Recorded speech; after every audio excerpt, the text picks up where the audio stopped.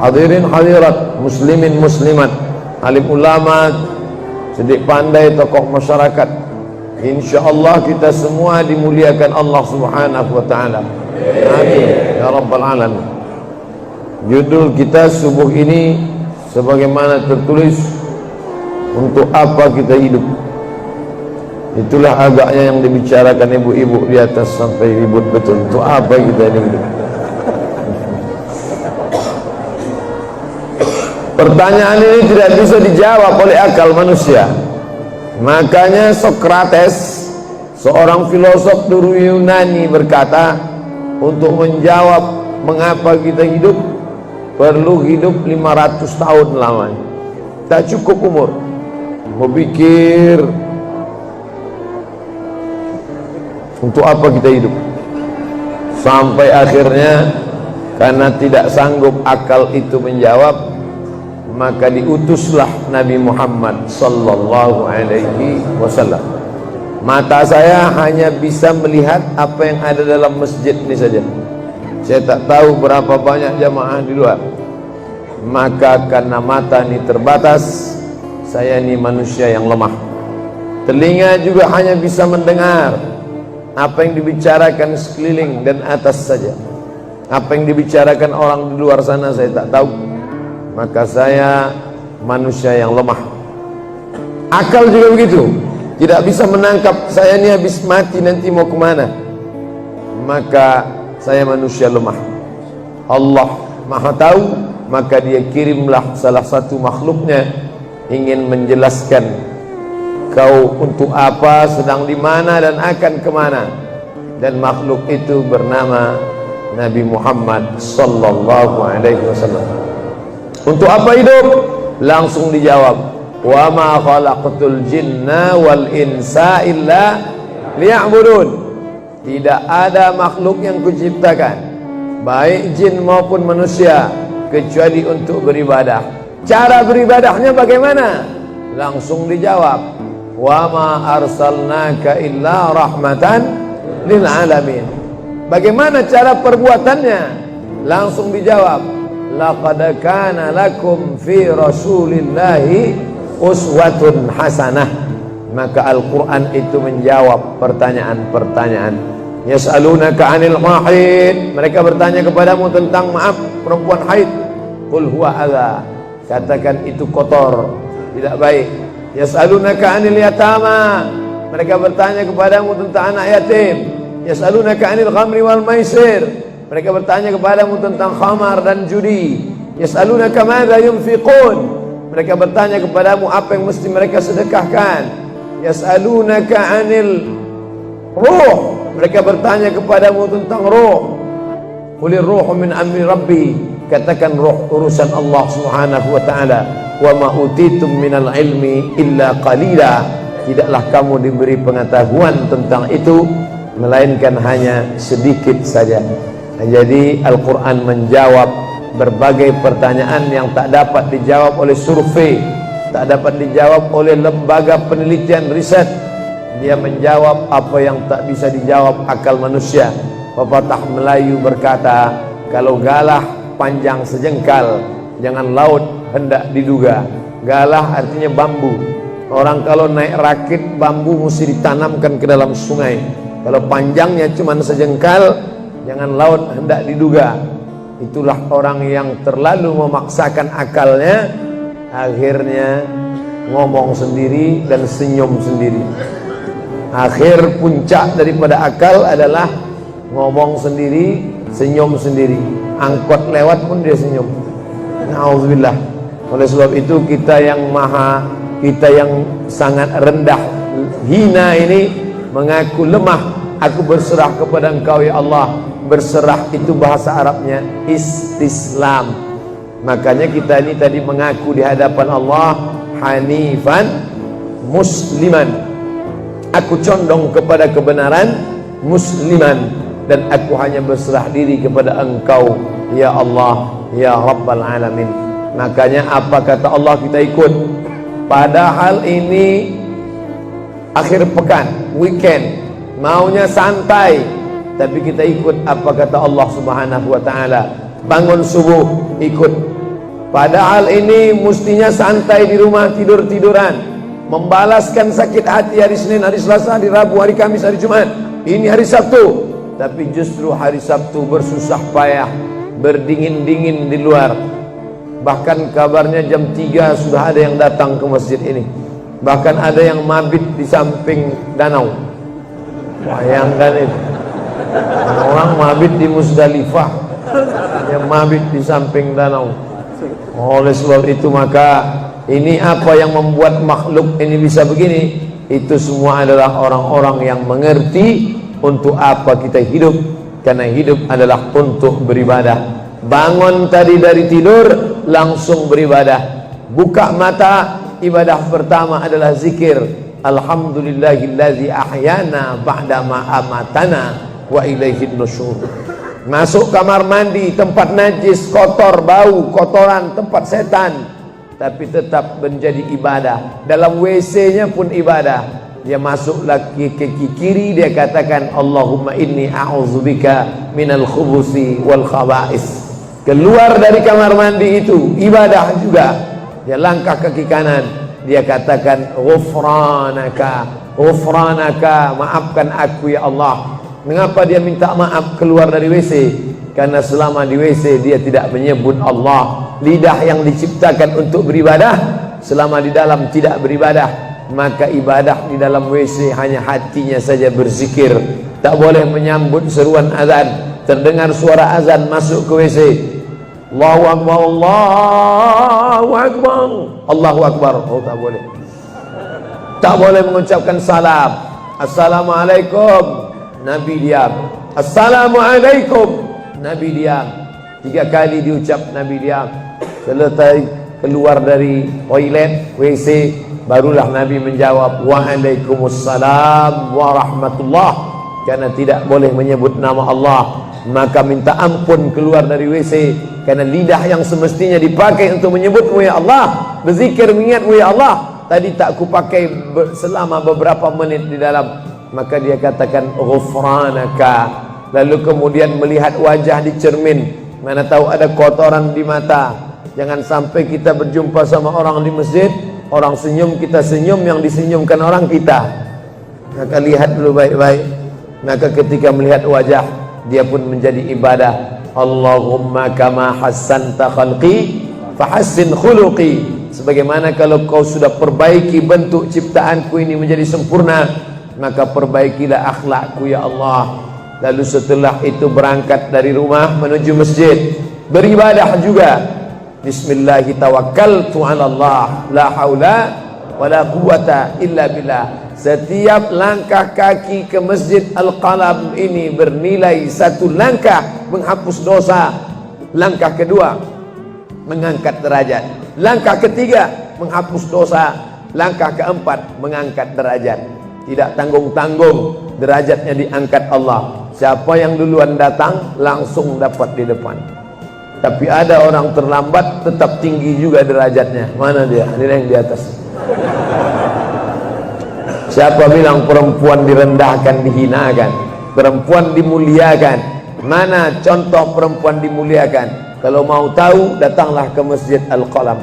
Perempuan dimuliakan. Bapak Ibu yang dimuliakan Allah, masuk ke dalam masjid, langkah kaki kanan, Allahumma inni as'aluka min fadlik. Itu doa nanti keluar.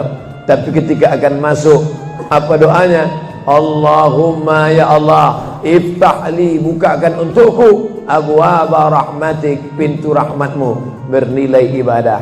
Duduk berzikir, jangan ngobrol, jangan cerita. Foto Pak Ustaz? Nah, sikit-sikit boleh. Lalu kemudian selama itu tertulis tadi di atas. Itulah hebatnya masuk ke Masjid Al-Qalam, tidak hanya mendengar ceramah, dapat pengajian. Ketika saya masuk tadi, dengar suara azan, ada tulisan hadis riwayat Al-Bukhari. Siapa yang mendengar seruan azan lalu menyambut seperti bunyi yang diucapkan muazzin, kecuali pada hayya 'alas shalah, hayya 'alal falah, dia baca la haula wala quwata illa billah, ditutup dengan doa wasilah. Allahumma rabb hadhihi ad-da'wati tammah was salatil qa'imah, dimintakan untuk Nabi Muhammad. ati sayyidina Muhammadanil wasilah wal fadilah wasyarafa wad darajatal aliyatar rafi'ah. Yang kelima, wab'athullahumma maqaman mahmuda alladzi wa'adtah innaka la tukhliful mi'ad. Maka kata Nabi, halat laku syafaati yaumal qiyamah, layaklah dia mendapat syafaatku hari kiamat. Makanya selama duduk di depan tadi tak ada satupun yang ngobrol, semuanya menyambut seruan azan. Allahu Akbar, Allahu Akbar, Allahu Akbar, Allahu Akbar. Ada kawan sebelah ngajak ngobrol, gimana bro program mancing kita? Allahu Akbar, Allahu Akbar. Jadi cerita tak tentu arah. Ini kita sedang beribadah kepada Allah Subhanahu wa ta'ala. Lalu kemudian selesai azan, salat sunat yang balasan pahalanya khairum minad dunya wa ma fiha, lebih baik daripada dunia dan seisinya. Apa itu? Qabliyah subuh. Sampai-sampai andai terlambat qabliyah subuh, tetap boleh dilaksanakan setelah subuh. Habis salat subuh barulah dilaksanakan qabliyah subuh. Tapi kalau sudah sama-sama ngaji, tapi kalau nanti pulang kampung, justru sekarang orang di kota ngaji, di kampung tidak ngaji. Zaman dulu di kampung ngaji, di kota tidak ngaji. Sekarang dunia sudah mau kiamat, di kampung orang ngaji, di kampung orang tidak ngaji. Kenapa? Parabola masuk desa. Oleh sebab itu maka kalau di kampung itu tidak ada pengajian, mereka tidak tahu bahwa qabliyah subuh diganti setelah subuh. Nanti pas mau bulan puasa pulang kampung, jangan qabliyah subuh setelah subuh. Karena nanti begitu mereka lihat, loh apa tuh? Sejak tinggal di Bekasi ikut aliran sesat. Dan dia tidak tahu bahwa sholat qabliyah subuh itu jangan sampai tinggal. Andai tertinggal, tetap dilaksanakan setelah sholat subuh.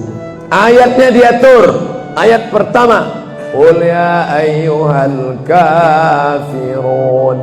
Ayat yang kedua, qul huwallahu ahad, Allahus samad, lam yalid wa lam yulad wa lam yakul lahu kufuwan ahad.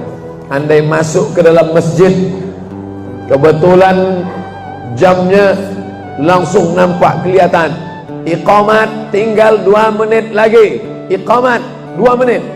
Tak mungkin sholat 4 rakaat. Pilihannya tahiyatul masjid atau qabliyah, qabliyah atau tahiyatul masjid. Kalau melaksanakan tahiyatul masjid tidak dapat qabliyah. Tapi kalau melaksanakan qabliyah, automatically dapat tahiyatul masjid. Oleh sebab itu andai terlambat, waktu tinggal 2 menit, maka laksanakanlah qabliyah subuh. Tapi jangan gara-gara ini terlambat terus. Yang paling afdal cepat datang. Apa kata jamaah? Yang lambat kan ustaz, kami cepat datang. Bapak-ibu yang dimuliakan Allah Subhanahu wa ta'ala, selesai itu salat subuh. Kalau qabliyahnya lebih baik daripada dunia dan seisinya, apalagi salat subuhnya. Begitulah. Kalau qabliyahnya saja yang pendek ayatnya lebih baik daripada dunia dan seisinya, apalagi solat subuhnya. Lalu pahala solat subuh itu apa? Tak ada yang tahu. Makanya kata Nabi, lau ya'lamuna ma fil atamati was subhi, andai mereka tahu pahala solat subuh berjamaah, la atauhuma habwan, mereka akan datang ke Masjid Al-Qalam walaupun merangkak, habwan, lumpuh, sakit kakinya, dia akan datang. Kursi roda tak ada, yang mendorong tak ada, datang dia ke masjid ini walaupun merangkak. Kenapa mereka tidak datang? Karena mereka tidak tahu. Kenapa mereka tidak tahu? Karena mereka memang tidak cari tahu dan tak mau tahu. Dan sampai masanya mereka nanti akan menyesal saat melihat orang-orang mendapatkan balasan. Muttaqiina fiha 'alal araik, mereka duduk di atas kursi-kursi istana surga, tersenyum melihat orang-orang yang dulu tak peduli pada salat subuh. Mudah-mudahan kita semua istiqamah insyaallah. Jadi Ustaz, kalau hidup ini cuma untuk ibadah, salat, masjid, baca Quran, zikir, gimana kami mau mencari nafkah? Gimana kami mau buka ruko? Gimana kami mau bisnis? Gimana kami mau tanam kelapa sawit? Gimana kami mau proyek batubara? Gimana kami mau ternak ikan? Ini mesti dipahami bahwa ibadah itu dibagi dua. Satu namanya ibadah mahdah, pure, original, murni, tidak bercampur dengan apa-apa. Yang satu lagi tidak ibadah tapi bernilai. Nah, ini mesti dipahami. Bapak yang masuk kantor dari jam 8 pagi sampai jam 4 sore itu ibadah. Karena kalau itu tidak ibadah, habislah waktu kita. Makanya yang bekerja niatkan ibadah. Sehingga kalau istrinya nanya, "Mas kok lama pulang?" Ibadah nih, Mas.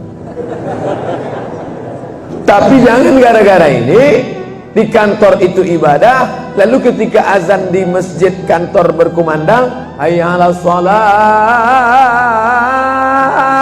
dia terus ngetik, "Mas, ayo ke masjid."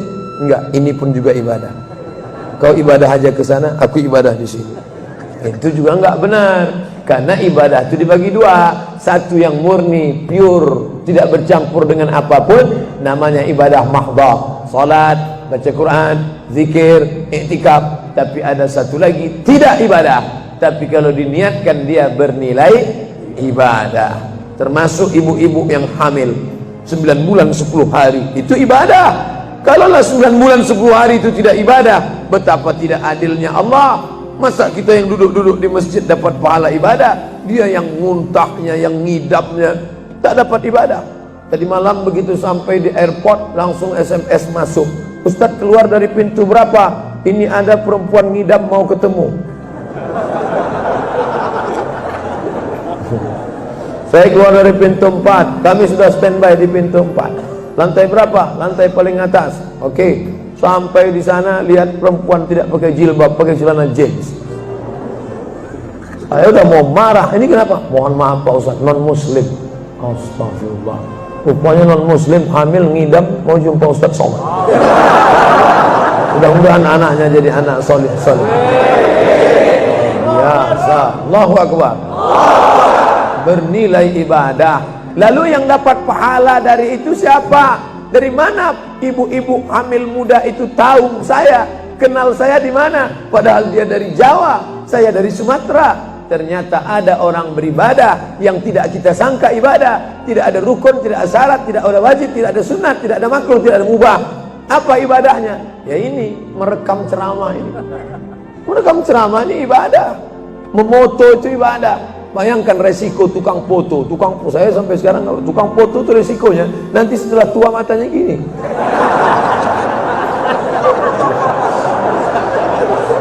Tapi kalau mereka niatkan ikhlas untuk ibadah, maka insya Allah sehat walafiat.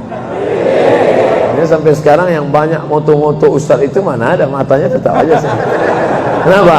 Karena diniatkannya untuk ibadah. Hidup ini kalau berniat ibadah tidak ada capeknya, tidak ada lelahnya. Kenapa? Karena mengharapkan balasan dari Allah. Ilahi anta maksudi wa ridhaka matlubi. Yang kumaksud hanya Engkau ya Allah, dan ridhamu lah yang kucari. Suatu ketika saya sampai di sebuah kabupaten kota, saya tanya ke Pak Bupati, "Pak, ya, kenapa Bapak buat pengajian untuk PNS hari Kamis pagi? Pagi Kamis buat pengajian tabligh akbar. Apa manfaatnya menurut Bapak sebagai pimpinan daerah?" Ternyata Ustadz Somad, kami sudah coba formula macam-macam untuk PNS ini. Pertama kami undang motivator dari Jakarta. Akhirnya di gedung hotel dengan biaya mahal. Lalu kemudian dengan infokus, suara menggelegar. Semangat, semangat, semangat. Keluar dari situ lesu. Motivatornya pulang, pegawai letoy. Akhirnya kami buat undang tentara dengan bapak polisi, baris berbaris, siap, siap. Pak polisi pulang, gak siap lagi.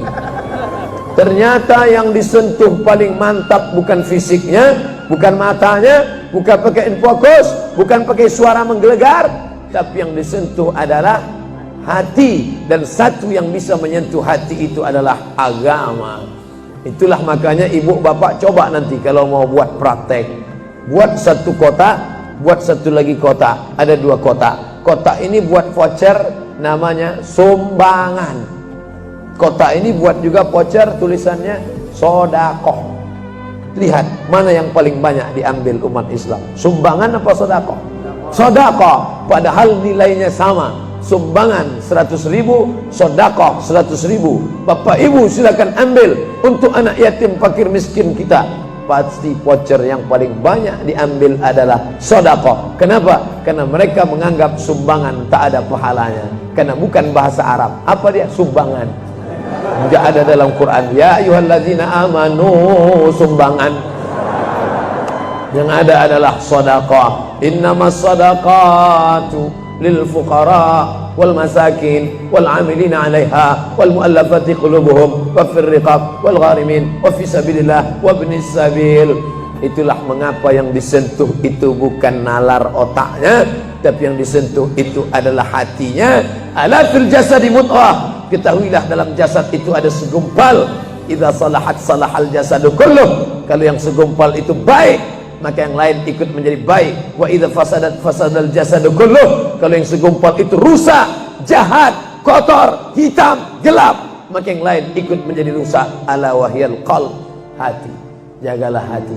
Itu yang selalu dipesankan Ustadz kita Agib, jagalah hati dan kau terseruslah. Bapak ibu yang dimuliakan Allah, salah satu yang merusak manusia sekuler, membagi dua. Di masjid ibadah, di kantor tidak ibadah, fatal. Di masjid dianggap ibadah. Jangan heran kalau ada orang di masjid khusyuk, takut nengok ke atas, melihat hanya tempat sujud saja. Allahu Akbar, tidak mau lihat ke atas. Kenapa? Dia khusyuk. Tapi di kantor dia lebih setan daripada setan. Kenapa? Berasal dari pemahaman yang salah. Karena dia sudah bagi dua. Di masjid ibadah, di kantor tidak ibadah. Bahkan yang lebih fatal, yang kotor-kotor di kantor bisa dibersihkan di masjid. Kotor. Akhirnya untuk membersihkannya pergi dia ke masjid. Laundry yang paling besar Masjidil Haram. Sampai di sana nangis di pintu Ka'bah. Ya Allah, dah selesai bersih. Enak aja. Bukan begitu ajaran Islam. Labbaik Allahumma labbaik, labbaik Allahumma labbaik. Apa kata malaikat? La labbaik wala sa'daik. Kau tidak dapat panggilan, kau tak dapat kebahagiaan, kau tak dapat haji mabrur, kau tak dapat surga. Zaduka haram, karena kau berangkat dengan uang haram. Oleh sebab itu pemahaman Islam mesti utuh. Semua adalah ibadah.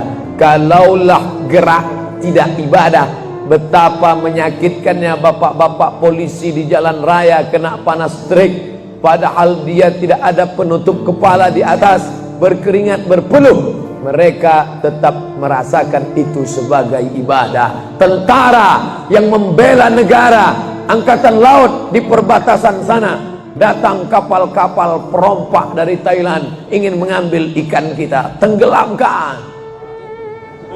Itu kalau tidak nilai ibadah, dia takut. Jangan-jangan sebelum kita tenggelamkan, kita duluan ditembaknya tenggelam. Maka itu mesti ada nilai ibadah di dalamnya. Itulah yang membangkitkan semangat jihad. Jamaah bertanya, Ustadz kemarin dari Jambi, terus kemudian terbang ke Miri, besok baru pulang ke Pekanbaru. Apa Ustadz? Saya lihat Ustadz dari tadi mengantuk saja. Iyalah, sampai tadi malam ke hotel jam 12, baru tidur jam 1 karena ada yang mau ditulis.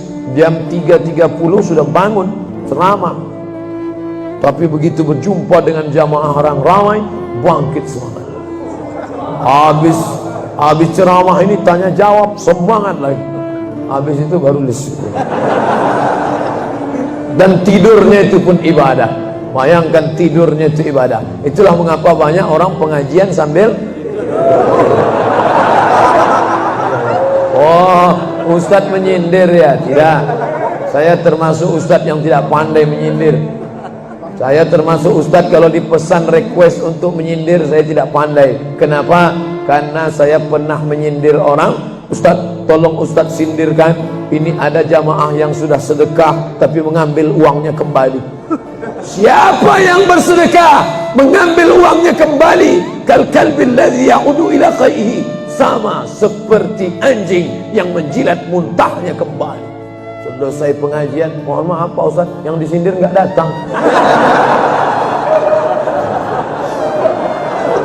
Oleh sebab itu tak ada gunanya sindir menyindir. Kalau mau to the point, mana orangnya face to face, langsung saja tembak 12 pas, gol. Bapak Ibu yang dimuliakan Allah, maka mesti dipahami dengan benar. Di Masjidil Haram ibadah, di rumah pun kau ibadah. Istri yang dari mulai pagi memasakkan suami, dibantu oleh pembantu membuatkan minuman, membesarkan anak, menyusukan anak 2 tahun lamanya, melahirkan, meregang nyawa ibu melahirkan anak, ibadah. Makanya kalau dia meninggal dunia saat melahirkan, matinya mati syahid. Saking senangnya suaminya mendapatkan seorang istri yang syahid, tak menangis dia. Begitu tegarnya bapak, tidak meneteskan air mata. Tidak Pak Ustaz, aku melepas seorang syahid, 3 syahid lagi siap menanti. Peace, damai. Biasanya ibu kalau bawa cerita ini, kalau gini pulang aja lah kita ya. Jangan bercanda, serius sekali. Nah, tapi yang saya katakan tadi itu semuanya ibadah badan. Melangkah dari rumah, ibadah badan. Membukakan mata, ibadah badan. Mendengar ceramah, ibadah badan. Membaca Quran, ibadah badan. Berzikir, likulli sulama minkum sadaqah. Setiap tulang-tulang sendi ada sedekahnya. Subhanallah, subhanallah, subhanallah, subhanallah, subhanallah, subhanallah. Itu ibadah badan. Tapi ada bukan ibadah badan. Apa dia? Itulah yang 7 macam. Zakat, wakaf, infak, sedekah, wasiat, hibah, ghanimah. Nah, itu ibadah harta. Mana yang lebih banyak? Ibadah harta apa ibadah badan? Ibadah badan. Kalau ibadah harta tak banyak. Zakat, wakaf, infak, sedekah, wasiat, hibah, ghanimah, rampasan perang. Tapi kalau ibadah badan, setiap gerak adalah ibadah. Makanya kita mesti bergerak. Likulli harakah barakah. Setiap ada gerak pasti ada berkah. Makanya tak boleh tidak bergerak. Air sumur kalau tidak ditimba, air itu akan busuk, butek, warnanya pun tidak ada seperti minyak di atas. Mata air mesti terus berganti, darah harus tetap mengalir, jantung harus tetap berdetak. Makanya jangan pernah kosong dari aktivitas. Fa iza farata fansab. Selesai dari satu ibadah, pindah ibadah lain. Selesai ibadah tegak, pindah ibadah ruku. Habis ibadah ruku, pindah ibadah tegak. Habis ibadah tegak, pindah ibadah sujud. Habis ibadah sujud, pindah antara 2 sujud. Selesai sudah salat, lalu kemudian puasa. Selesai puasa, lalu kemudian berzakat. Selesai zakat, lalu kemudian mengitari Ka'bah. Subhanallah walhamdulillah wa la ilaha illallah wallahu akbar. Selesai itu melontar jumrah. Selesai itu menggunting rambut. Selesai itu berzikir. Tidak pernah kosong. Sampai kapan? Sampai malaikat maut mencabut nyawa dan ucapan terakhir yang keluar dari mulut adalah la ilaha illallah. Itulah jawaban tentang pertanyaan untuk apa kita hidup di dunia. Nanti kalau ada anak, ibu, bapak, tetangga, kawan, sahabat, handai tolan bertanya, untuk apa kita ini hidup? Tak usah jawab, putarkan aja videonya. Itulah enaknya zaman sekarang. Kalau dulu mesti diingat. Saya dulu pulang sholat Jumat, mak saya manggil, sini ya mak, ceritakan apa isi khutbah khotib tadi di masjid. Gini. Itulah awal saya ceramah. Jadi saya paham mengapa saya menjadi ceramah sekarang. Dan saya tidak pernah merasa menceramahi bapak ibu. Saya tidak pernah merasa mengguru-gurui. Saya hanya seperti seorang anak sedang bercerita pada ibunya saja. Tadi mak, kata khotib itu begini. Anak sekarang enggak. Apa kata khotib tadi? Ini MP3-nya. Bapak ibu yang dimuliakan Allah subhanahu wa ta'ala, ibu yang mendidik anak-anak ibu, ibadahnya luar biasa. Itulah mengapa ibu lebih tinggi derajatnya daripada laki-laki. Ilzam rijlaiha, kau urus tapak kakinya, fathammal jannah, kau dapati surga di sana. Di bawah tapak kakinya surga, al-jannatu surga, tahta di bawah aqdam kaki, al-ummahat ibu-ibu. Kenapa begitu? Karena ibadah dia yang luar biasa tidak bisa dilakukan oleh laki-laki. Salat kita bisa, puasa kita bisa, tawaf kita bisa, sa'i kita bisa, melontar jumrah kita bisa, tahallul kita bisa. Tapi ada yang kita tak bisa. Apa dia? Mengandung. Kita tak bisa. Siapa yang mau coba mengandung, keluar dari sini, ambil bola voli, ikat di perut. Melahirkan, kita tak bisa. Siapa yang ingin coba melahirkan, keluar dari sini, telanlah jeruk bulat-bulat. Habis itu keluarkan bulat-bulat. Menyusukan, kita tak bisa. Dan itu ibadah. Tapi bukan ibadah mahdhah. Dia tidak selevel dengan sholat, zakat, puasa, haji. Tapi ibadah ini berkualitas. Ibadah badan, sudah. Ibadah harta, sudah. Ada ibadah yang terakhir, yang ketiga. Kalau ibadah badan berkeringat, lelah, capek. Ibadah harta, duit habis. Tapi ada ibadah satu lagi, tak nampak di mata. Apa dia? Ibadah hati. Itulah dia ikhlas. Orang yang ikhlas tak tampak. Ikhlas, ridha, qanaah, tawakal, zikir, muhasabah, muraqabah, tazkiyatun nafs, mensucikan hati dari penyakit hati, riya, sum'ah, takbur, sombong, hasad, busuk hati. Itu ibadah. Kenapa begitu? Disitulah letak adilnya Allah. Man bana masjidan, siapa yang bangun masjid, banallah mislahu baitan fil jannah, dibangunkan Allah untuknya satu istana di dalam surga. Bapak ibu yang ikut membangun masjid ini, mudah-mudahan diberikan Allah Ta'ala balasan melimpah ruah. Kami nggak bisa Pak Ustadz, jangankan bangun masjid, buat rumah kami aja kami nggak bisa. Allah Maha Adil. Kalau kau tidak bisa dengan ibadah harta, maka engkau dengan ibadah tangan. Apa dia? Ikut gotong royong masjid. Nampak ada pembangunan masjid, ikut ngecornya, pasangnya, tapi dengan syarat menyelesaikan masalah. Jangan buat masalah. Man shalla isnatai asyarata rakaat, siapa yang salat 12 rakaat fil yaumi wal lailah, sehari semalam, bunya lahu bihinna baitun fil jannah, dibangunkan untuknya satu istana di dalam surga. Sama macam orang yang bangun masjid, salat 12 rakaat. Kamu bisa bangun masjid? Bisa. Bagus. Kamu? Saya nggak bisa. Amal saya apa? Tenang, ada amal. Allah Maha Adil. Salat 12 rakaat. 2 rakaat sebelum subuh, 4 rakaat sebelum zuhur, 2 rakaat setelah zuhur, 2 rakaat setelah maghrib, 2 rakaat setelah isya. 12 rakaat.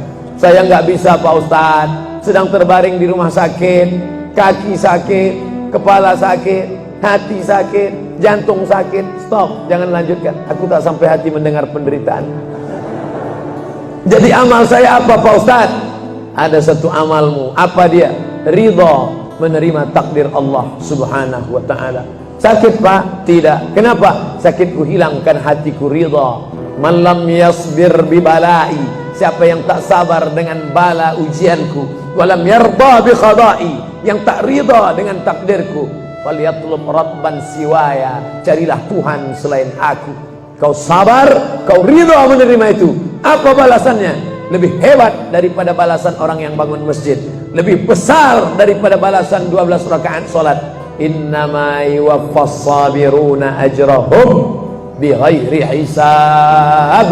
Orang yang sabar itu balasannya bighairi hisab, tak dapat dihitung, tak dapat dikira, unlimited. Begitulah Allah Maha Adil. Untuk apa kita hidup? Hidup untuk beribadah. Ibadah apa yang kita lakukan? Ibadah badan, ibadah harta, ibadah hati. Yang sudah melaksanakan tiga-tiganya, alhamdulillah. Yang baru melaksanakan satu, tambah. Yang satu pun belum, innalillah. Masjid ini besar. Kadang kita bangga masjid besar, rupanya APBN, anggaran pendapatan belanja negara.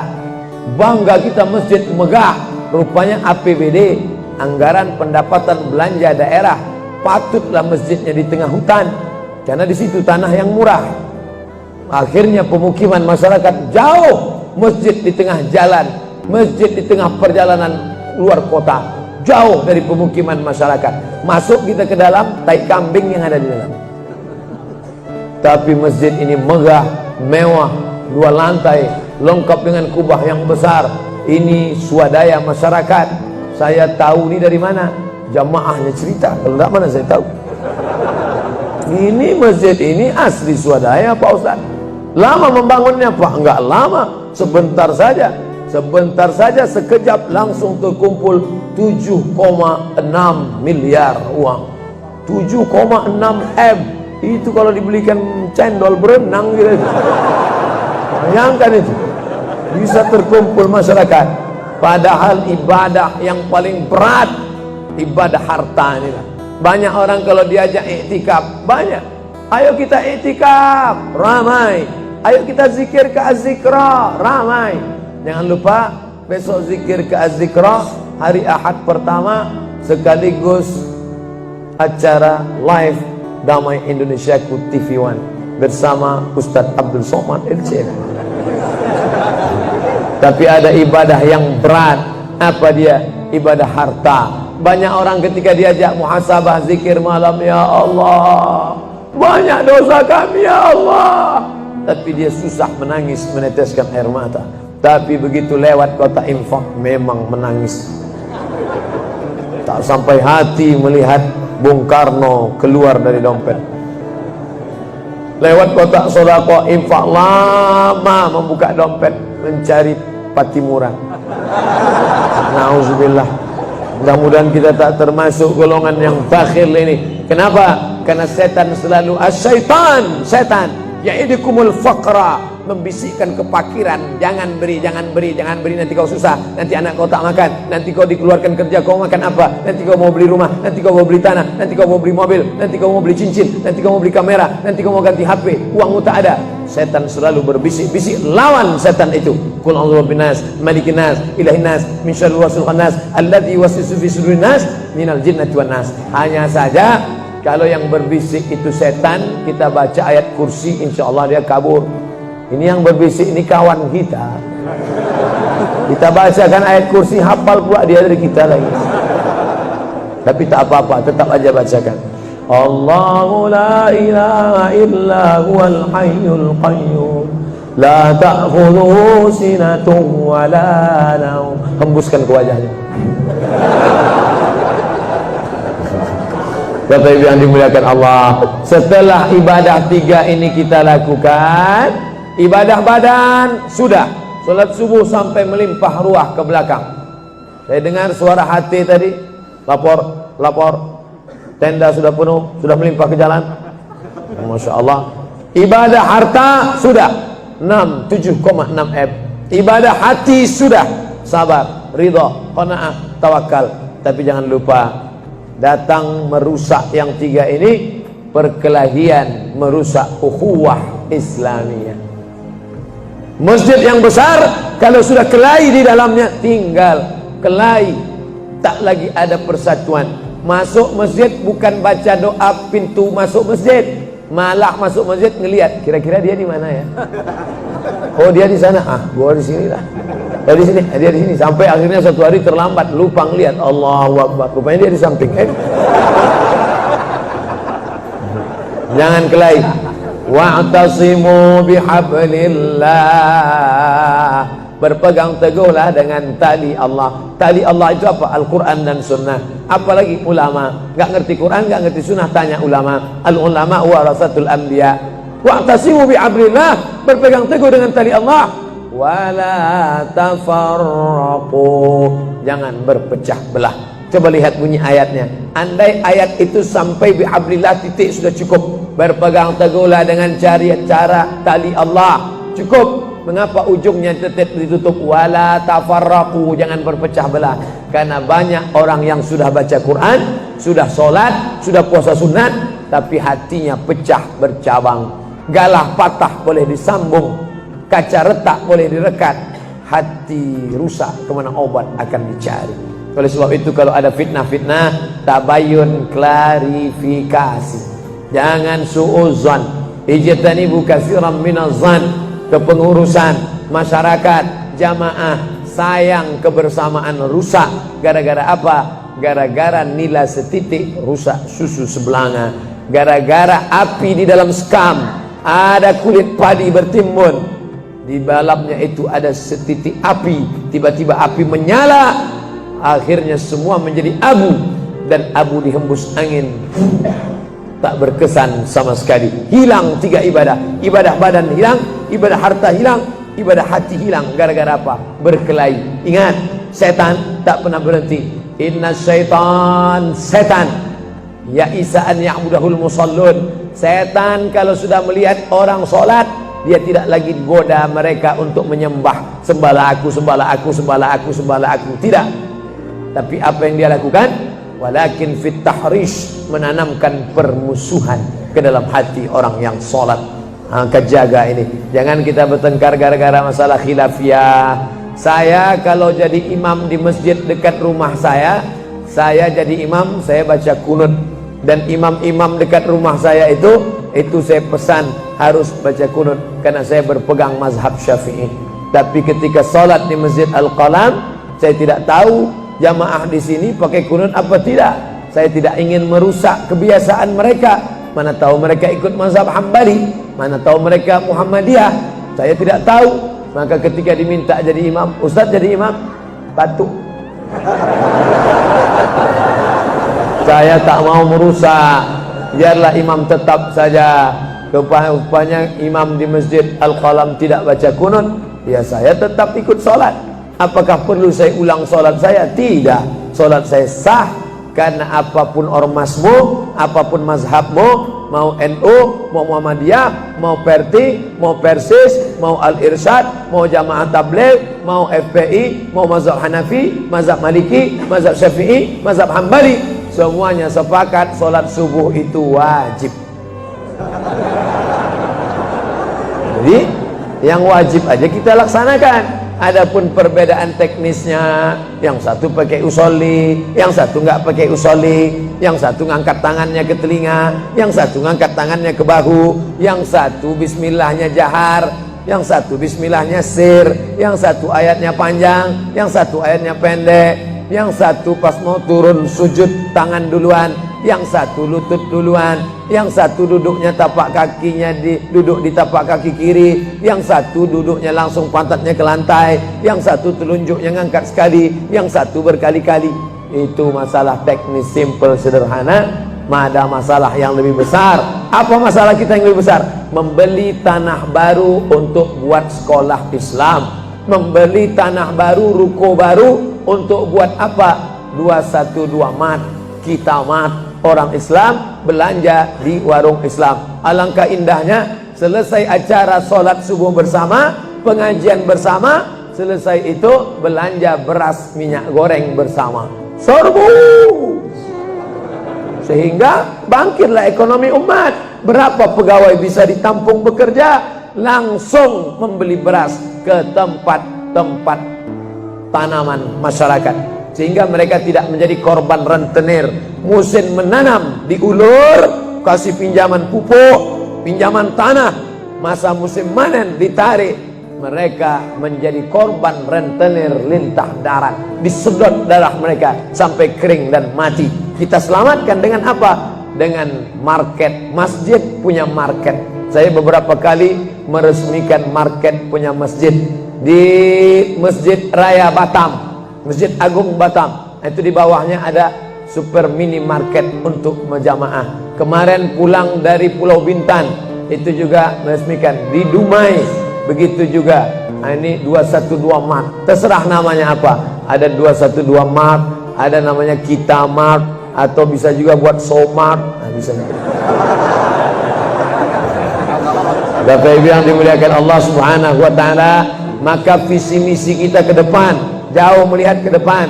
Kami harus punya pusat perbelanjaan komunitas muslim, kami harus punya komplek perumahan muslim. Nah, ini semua yang akan menyelamatkan kita.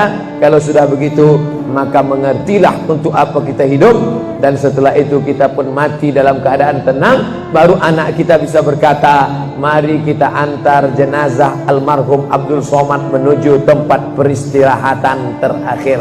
Karena memang benar-benar istirahat. Tapi berapa banyak orang tidak istirahat, karena amal badan tak ada, amal harta tak ada, amal hati tak ada, tak pernah memikirkan masjid, tak pernah memikirkan umat, tak pernah memikirkan belanja umat, tak pernah memikirkan pendidikan anak-anak umat. akhirnya mati yang layak untuk dia, mari kita antar dia menusuk azab pertama, akan menyusul azab-azab berikutnya.